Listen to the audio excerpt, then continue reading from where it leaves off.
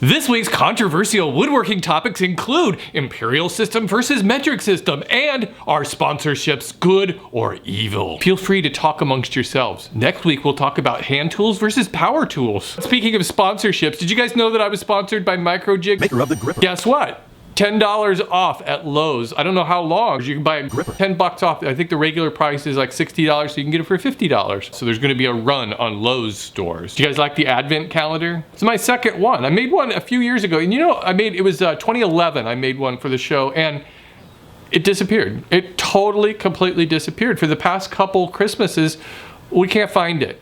I lost that advent calendar, and I thought that was a really cool one with the balls on it and the ornaments. Making traditional advent calendars is not a lot of fun because it's usually they have bunches of little doors, and that just sounds like woodworking nightmare to me. When I was a kid, we always had advent calendars, and it was always fun. Every day for practically the whole month of December, you got a little prize, and you kind of had something to look forward to every day from your dreary existence. I had another idea for the advent calendar that I thought would be really fun, is if you stuck a note in each one of those boxes, and each one of those notes was a clue leading to a hidden present somewhere else in the house. Or maybe it could be like a series of clues all leading up to, I'm just brainstorming, work with me. And you know what? As soon as I posted last week's Mirror Minutes, I found out that Selfie got canceled. I really liked that show. It was really funny. And this past week was, I think, probably its funniest episode. Another show that we've been watching that also, I think, just got the axe that we kind of got into was A to Z. So my sitcom viewing is dwindling. I still have the Goldbergs though. The Goldbergs is really funny. Oh, and you know what's coming up on November 29th? The Grumpy Cat movie. It had to happen. Grumpy Cat has his own movie, her own movie, Grumpy Cat. Grumpy Cat's actual name is Tartar Sauce, spelled with a D, Tartar Sauce, just in case you're wondering. So you got that little bit of trivia while you're watching the Grumpy Cat Christmas movie.